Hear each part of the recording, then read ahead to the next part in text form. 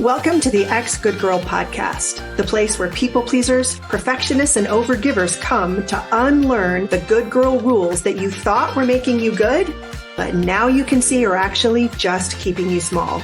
If you've spent your life being unable to say no, putting everyone else's needs and feelings above your own, constantly seeking external approval, or avoiding conflict to make others feel comfortable, if guilt and resentment feel like a constant weight in your life, it is time to learn to knock that shit off. Every episode, we dive into the stories, skills, and strategies that you need to stop shrinking, start speaking up, and to live a life that is authentically and unapologetically yours, while also deepening the connection and vulnerability in the relationships that matter to you.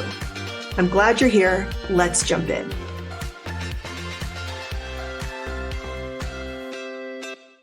One of the most paradoxical things that I have dealt with in my own life and with clients, both in personal, private coaching and my group coaching program, is conflict.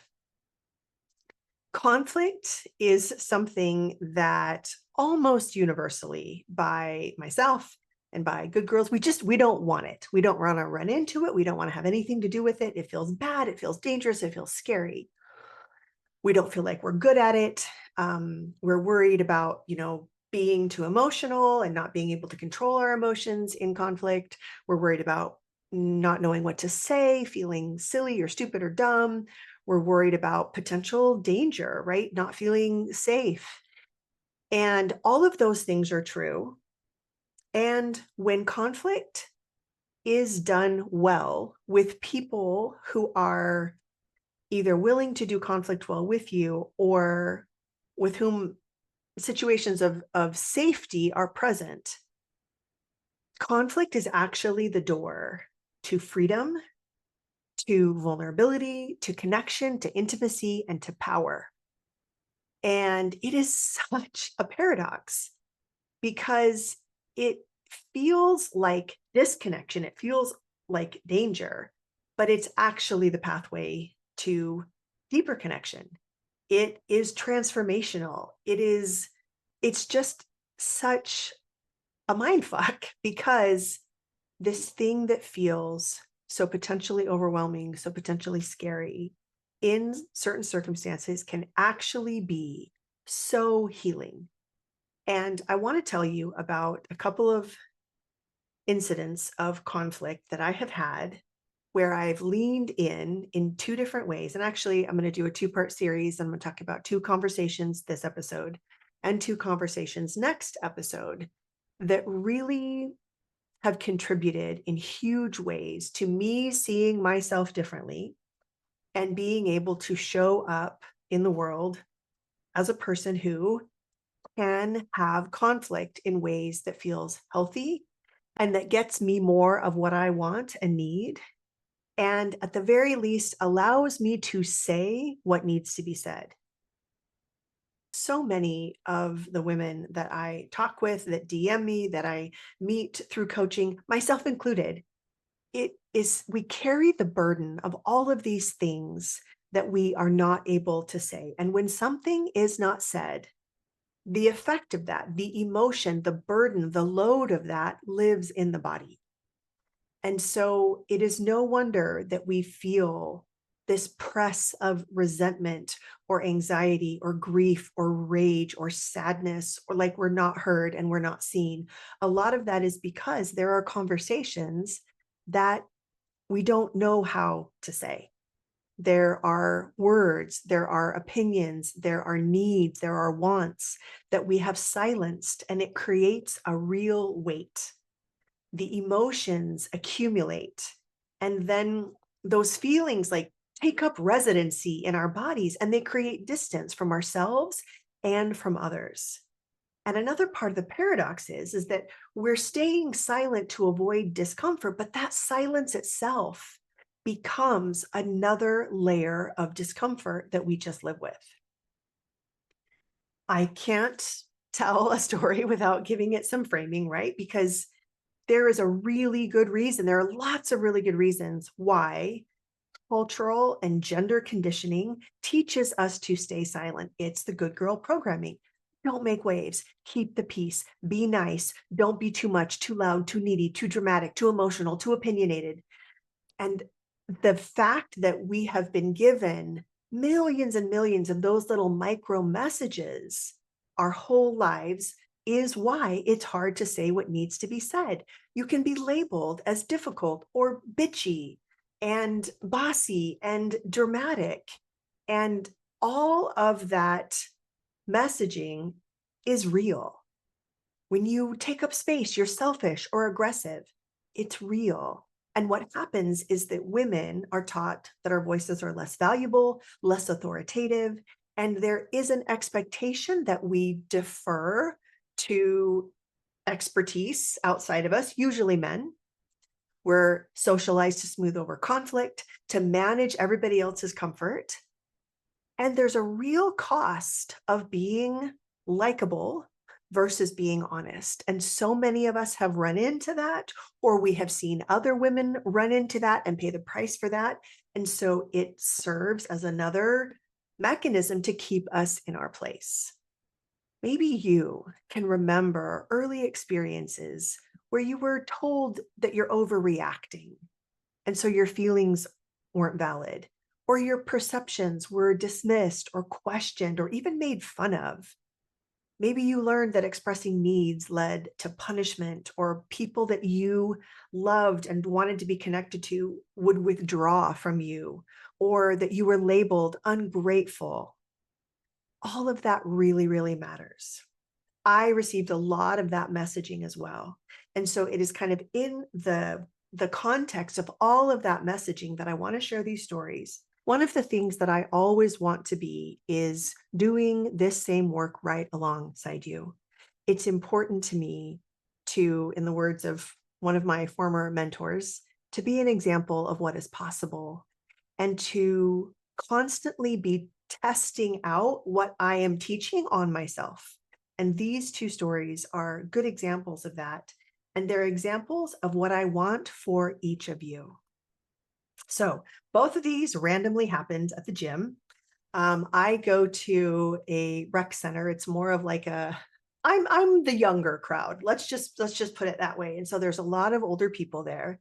And I was using a machine with an attachment, one of the cable machines at the gym, and a much older, much larger man. This guy's probably, I don't know, over 6 feet tall, easily 250 plus pounds, approached me. I was listening to music. I didn't see him until he was right in my peripheral vision.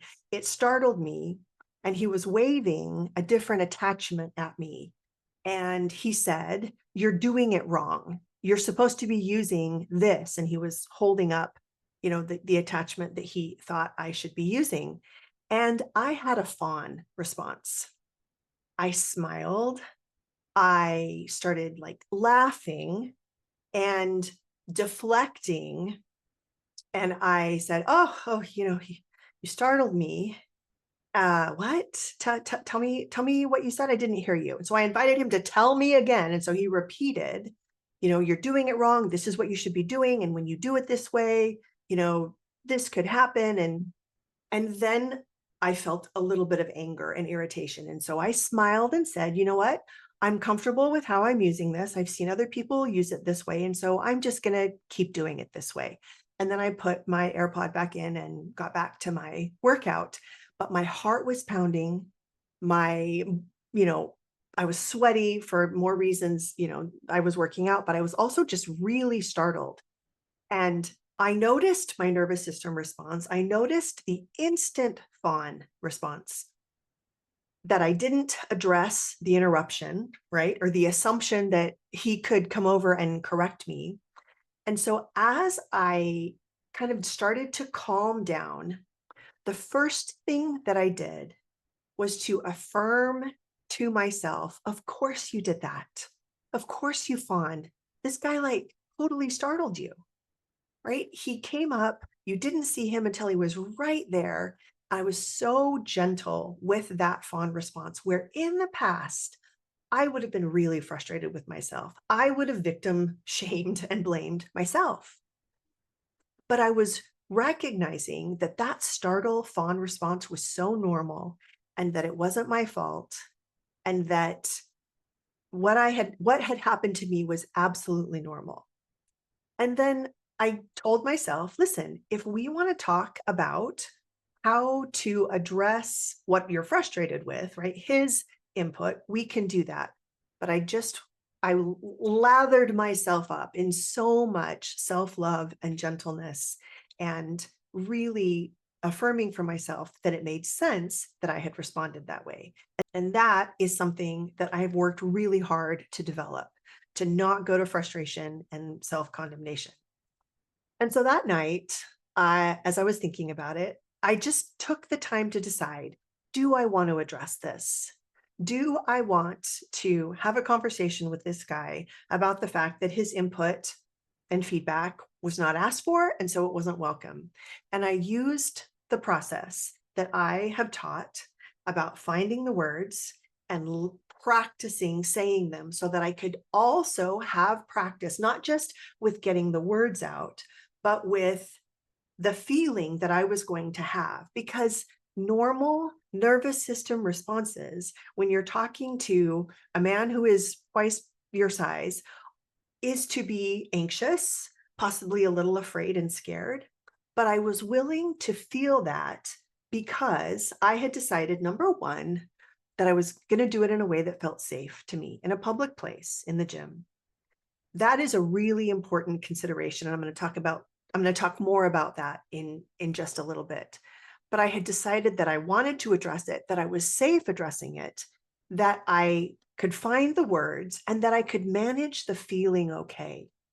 And so all of that in place, I actually practiced a little script that I wrote out. And so I decided that the next time I saw him, whenever that was, I was going to have this follow-up conversation.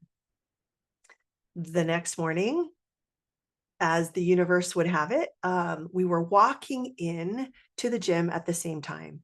And so I went up beside him and I said, hey, I'd like to address our interaction yesterday. Unless your feedback is asked for, it is not welcome, and it is not appropriate to approach me with correction or with advice that I haven't asked for. And I had planned to leave the conversation there and just kind of, go on my way. He started, of course, well, and well, I just had to. And so I continued the conversation and said, and furthermore, one of the things that is clear to me is that you're not actually trying to solve a problem, because if you really thought that that machine being used in that way was really going to cause a problem, you would have talked with the people here at the rec center about posting a sign, or you would be up there telling everyone who uses the machine that way, that there was a problem with it. But I can tell you're not actually trying to solve a problem. You're just looking for someone to correct, and that someone is not going to be me. And then I decided to turn and walk away. And my heart was pounding. I was my nervous system was up, right? Heart pounding, blood pumping, all of the things that happen in some difficult conversations. But I felt so good. I felt really good about what I said. And I felt really good about the way that I was able to stay with my body. I went to the bathroom after that. I calmed myself down. I showered myself with a bunch more love and praise that I had handled it in a way that I was really proud of. And then I went back to working out. Story number 2, also at the gym. In order for this story to make sense, there is a man who is in charge of every local LDS Mormon congregation, and he is known as the bishop. He is a lay minister. What that means, he doesn't, he could be an accountant Monday through Friday, and then on Sunday, he is the spiritual leader, right, of this congregation, which is known as a ward. The bishop really oversees all aspects of ward life, right? He interviews the members to see whether or not they're keeping all the rules so that they can go to the temple or participate in, the different aspects of religious life. He is really in charge of every single aspect of religious community and participation and discipline. And so, in a lot of ways, I grew up with the idea that the bishop is this literal representative of God in that congregation, somebody who can receive inspiration on behalf of the members. And for men and women, his approval can directly affect whether or not I'm considered worthy, whether or not I, serve in different positions and have different responsibilities. And for a woman who is raised in that system, especially a good girl like me, the bishop represents like divinely sanctioned authority whose approval really equates to God's approval. So that is the context for this next story. And it also happened at the gym. So I went to the gym in the middle of the afternoon, which I never, ever do. I say that because I really believe that when you are ready to work on something, the universe gives you opportunities. And just like I just happened to be walking in the gym at the same time as the big guy who interrupted me, I was at the gym at 3 o'clock in the afternoon because I had had some cancellations in my schedule. And I saw my bishop, my old bishop from the time when Dan, my husband, was leaving the church. And this bishop and I have kind of a painful history. There were some things that he participated in that he did directly to my family, to my children, that he did directly to people that I care about, including me, that interactions that I had with him that felt really problematic. I used to call him the nicest asshole I knew because he had this way of being really nice ish, like smile on his face. But a lot of the things that happened were really painful. And I have carried that. I, from time to time, would see his wife in the morning when I usually go, and I would just have this like, feeling. I fantasized for a time about writing him this anonymous letter where I kind of laid out all of my grievances and all of the hurt in a way that, was really an attempt to not carry it all myself, but I never did that. And there he is at 3 o'clock in the afternoon. And I noticed him see me and I thought, shit, I don't know if I want to talk to this guy. And right as he was coming over, I got a phone call, which gave me a minute to collect myself.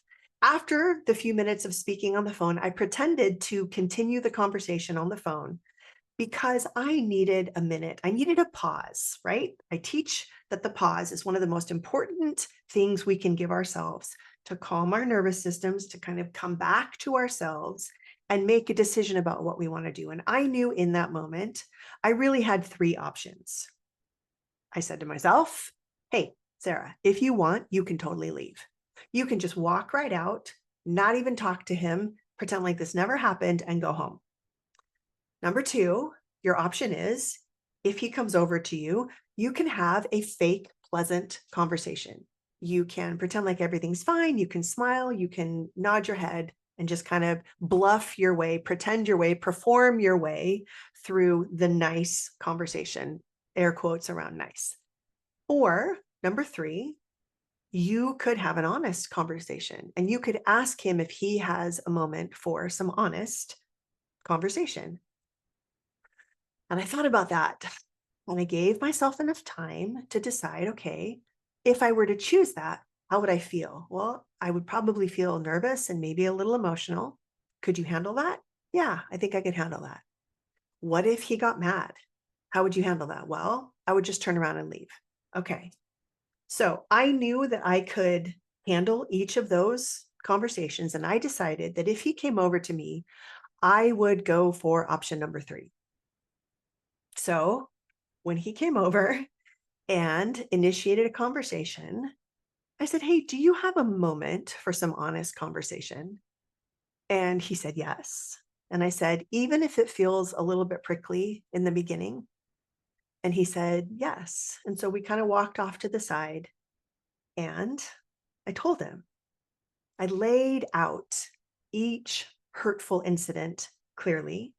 I didn't pull any punches. And I noticed some emotion coming up, some sadness and some hurt that is still in my body from the time that those things happened. And I said to him, you'll notice some emotion, some hurt that I still feel, because those things happened at a time when my family needed graciousness and generosity and care and grace. And I didn't feel like we found it with you in particular. And I've carried that for a long time. And then I also said, the other thing that I can also acknowledge is that I believe that you were doing the best that you knew how to do at the time, that there were probably some other things going on for you that I wasn't aware of. And so I can hold both of those things, that you hurt my family deeply and that you were probably doing the best you could.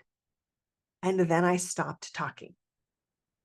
And I saw him try to find some words and some emotion come up for him. And he acknowledged that he wishes he would have treated our family with more compassion, that he was really struggling to do his job with the kind of compassion that now he wishes he had been able to do. And I'm not going to go into the details of everything we talked about, but it was a lovely conversation that really cleared the air and kind of cleared that space between us. And I walked out of that gym feeling like I was flying. When I really tried to ask myself, okay, what are you feeling that feels so amazing right now? It was freedom. It was freedom. And it was that type of like alignment and congruity and integrity with myself that I don't feel all the time, but I'm feeling more and more. And I'm telling these stories because I know that we all struggle with having these kinds of conversations. And we want to be able to be honest without letting really big emotions overtake the conversation and kind of overpower us. That we have patterns of avoiding conversation because we are afraid of getting too angry or crying or breaking down. And that it is a skill to hold those emotions and let them be present without being consumed by them. Sometimes is it totally it, and actually, let me start that over. Sometimes, starting that over. I'm not saying that you need to always control your emotions in conversations. I think some of the most powerful moments of conversation can be when we let those feelings really take center stage and we let people see our emotions. But I also know that sometimes that doesn't serve the conversation or the outcome that we want. And so I'm sharing these conversations that I have had because it felt like freedom for me. I was no longer carrying his actions for him and the emotions of those feelings, right?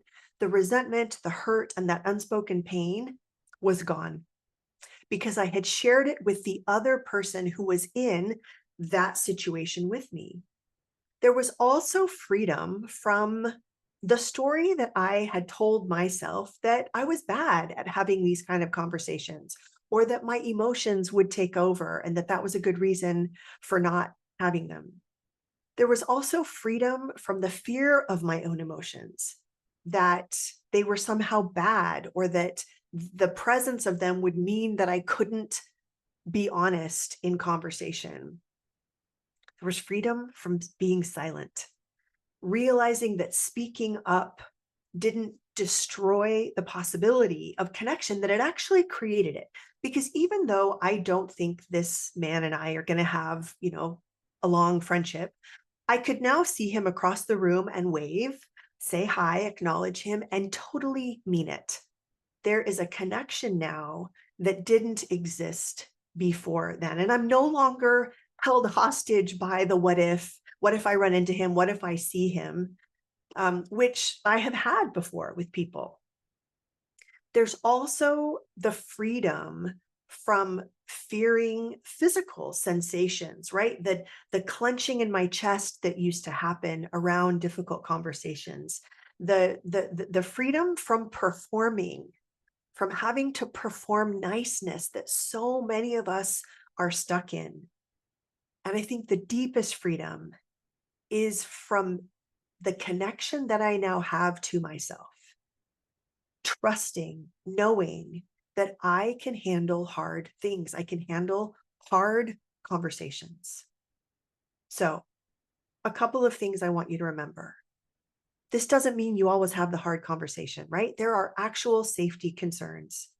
It's also important to ask yourself, do I want to spend the time doing this? Do I want to spend the emotional energy doing this? Is this a relationship that has the capacity for this kind of honesty? If the answer to those questions is no, then it's no. This is not a prescription. I think you need to ask yourself, is this person capable of hearing me? And if they don't, am I okay with that?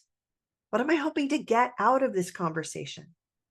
I was hoping to say what I needed to say, and I felt pretty sure that I could handle whatever happened. But this process is very personal. You get to decide when to speak and when to stay silent, because both can actually be acts of self-respect and power.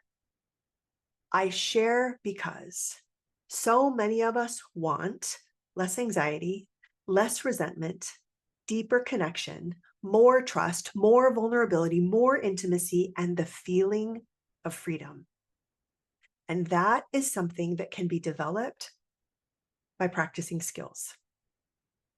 If you are tired of carrying the weight of unsaid things, if you want to know what it feels like to walk out of a hard conversation feeling lighter and freer instead of heavier, if you're ready to stop abandoning yourself in the name of keeping the peace, there are some things you can do to start small. You can notice what you are not saying and get curious about why. Always practice with lower stakes situations first. And then you can get some support. I would love to support you. I would love to teach you the skills, to show you how to manage your beautiful nervous system and to lather and slather yourself up and down with love and with care in a way that actually makes these conversations more accessible for you. If this feels like something that you are ready for, there's a link in my bio. You can go there. You can go to my website, sarahfisk.coach, and schedule a call with me, because I want everyone to feel this type of freedom. I want you to remember, speaking up isn't about being brave all of the time. It's about building a relationship with your own body, your own voice, your own words, and then sometimes slowly, sometimes scared, but truthfully, finding ways to speak up. And that feeling of walking out lighter and freer, more connected, more deeply honest to yourself is something that is available to everyone. And I would love if you would let me know if this story resonated with you, or if there's something I can do to help you start to build that freedom in your own life. Thanks for listening. I'll see you next week. Hey, thanks for listening. If this podcast has been helpful to you, I would really appreciate it if you would give me a 5-star rating in whatever platform you listen to your podcasts. And if you go to my website, sarahfisk.coach, you can sign up there to receive my emails. Right now, I'm taking private one-to-one clients who want my help speeding up this work in their own lives. I really hope to provide a lot of free information on my website and in my podcast for people to do this work on their own. But if you're interested in having a coach like me to help you implement these things faster, to find the blind spots and obstacles that you're not aware of, go to my website and sign up for a consult. That's a time when you and I can get on Zoom and talk about the particulars of your situation, and I can show you how I could be helpful. The second thing you can do on my website is sign up for a freebie that I have called Difficult Conversations. Having a conversation that seems like it's going to be hard or difficult is one of the things that people pleasers struggle with. And so I've created a whole guide for you to be able to do that with some more confidence. That will also get you signed up for information about my group program, Stop People Pleasing. It's a group coaching program where you join a community of women just like you who are struggling to overcome perfectionating and people pleasing, and we do it together in a group. It's a really amazing opportunity to not just learn from your own experience, but just to see how similar you are to so many other women out there. The healing and the challenging and the laughing and the growth that happens in that beautiful community of women is really amazing. And if it's interesting to you, I would love for you to know about it.